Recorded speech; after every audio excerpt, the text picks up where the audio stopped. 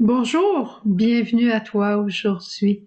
Une grande joie que j'ai ces jours-ci en allant d'un côté ou de l'autre dans la province parce que ma mission m'amène à me déplacer ces temps-ci auprès des malades, c'est de rencontrer des personnes du Message Lumière. C'est une grande joie de vous voir, puis vous m'encouragez tellement quand vous me dites que même si je répète la même chose, ça vous fatigue pas. Alors, je vous arrive aujourd'hui en plein temps de canicule avec les cheveux frisés. Ça, c'est la coiffure d'été quand il fait très chaud. Pour vous parler de mon papa de la terre, et vous parler de mon papa du ciel.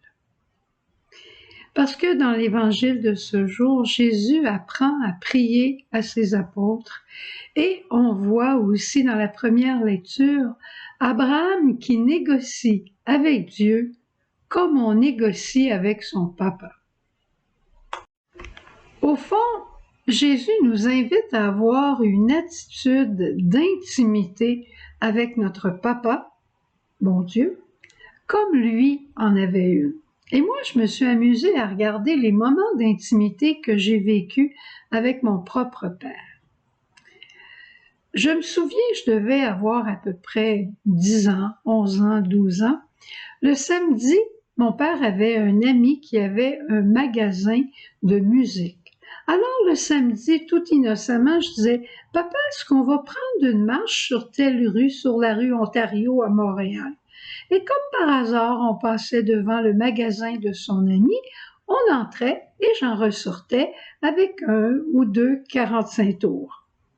Puis quand on revenait à la maison, maman disait « Elle t'a eu encore une fois, hein? » Le dimanche soir, papa aimait aller prendre une marche et là, j'allais avec lui. Tout était fermé, mais on allait discuter des choses sérieuses de la vie. Puis papa me questionnait toujours, qu'est-ce que tu veux faire quand tu vas être grande? Puis il me poussait toujours plus loin. Ça, je me souviens de ces marches-là avec lui le dimanche soir. Un autre moment d'intimité avec lui, c'est quand il m'amenait à son bureau. Puis moi, j'étais impressionnée de voir tous les employés dans le bureau, mais de voir que mon papa avait un bureau spécial dans le coin et que moi, je pouvais rentrer dans le bureau comme je voulais. Je pouvais m'asseoir sur sa chaise. J'étais la petite fille de mon papa, qui était pour moi, à ce moment-là, l'homme le plus important. Et après ça, au lieu d'aller manger avec les autres personnes importantes, les grandes personnes, on allait dîner ensemble en tête à un restaurant qui vendait du spaghetti. J'étais pas grande encore parce que je me souviens qu'on me mettait dans une chaise un peu plus haute. Pas une chaise haute, mais je devais avoir à peu près 6-7 ans. Puis j'avais pris le tramway pour me rendre à son bureau. Papa a toujours été là avec maman aussi, là, mais il est question du père aujourd'hui. Il a toujours été là dans les moments importants de ma vie. Quand on faisait quelque chose au collège, quand on faisait quelque chose à l'école, mes parents venaient toujours pour me soutenir.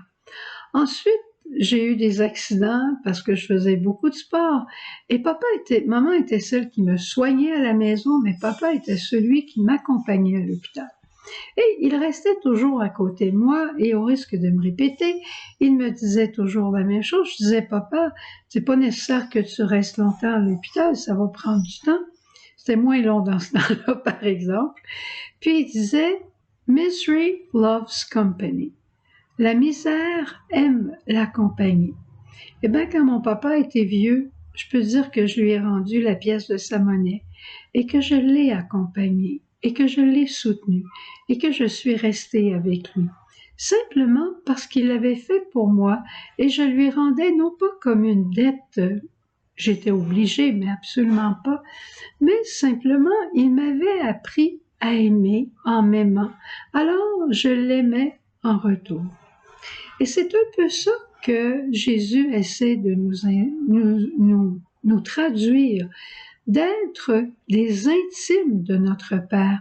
Il dit, quand vous priez, dites notre Père, Papa, Abba, soyez proche de lui, Parlez-lui de vos préoccupations, parlez-lui de vos désirs, parlez-lui peut-être de vos frustrations.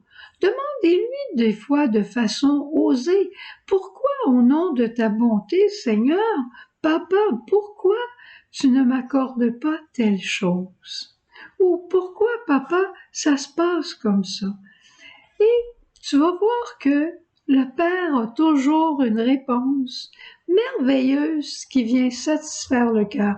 Il répond pas de cause à effet, mais il répond une réponse intérieure à notre cœur qui nous satisfait. Et ça me fait penser à une question que j'avais posée à papa. Je sais pas quel âge que j'avais peut-être 9 ans, 10 ans, 11 ans. Puis là, je lui ai dit, papa, avant d'être là, où est-ce que j'étais, moi, avant de naître? Puis là, il m'a regardé. Dans le temps, je savais pas que j'avais été adoptée. On n'en avait jamais parlé. Mais il m'a regardé, puis il m'a dit, en anglais, You were a twinkle in my eye. Tu étais une étincelle dans mon œil. Je comprenais rien. C'était pas de cause à effet. Mais j'étais déjà quelqu'un dans sa pensée. J'étais déjà quelqu'un, et je vois papa faisait facilement des clins d'œil à maman. Il la regardait avec un beau sourire, puis il lui faisait un clin d'œil. Alors j'étais dans son cœur, j'étais dans son amour. Je n'existais pas, mais j'étais déjà. Et c'est comme ça qu'on est pour le bon Dieu. De toute éternité, avant même que tu sois dans le sein de ta mère, tu étais dans la pensée de Dieu. C'est merveilleux de pouvoir converser avec Dieu et pas comme s'il était notre Père, mais comme avec son papa, parce qu'il est notre papa. Confie-lui tes attentes, confie-lui tes grands rêves. Comme toutes les filles, comme toutes les femmes, les petites filles ont des rêves.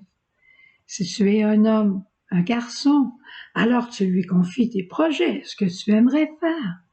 Et Dieu écoute tout ça. Tout ce qui nous attend, tout ce qui nous demande, comme Abraham qui négocie avec le bon Dieu, tout ce qu'il te demande, comme à moi encore à tous les jours, c'est de lui faire confiance. Et tu sais, je termine avec ça.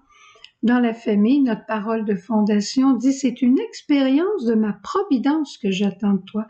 Je vais tout te dire au fur et à mesure. Inquiète-toi pas.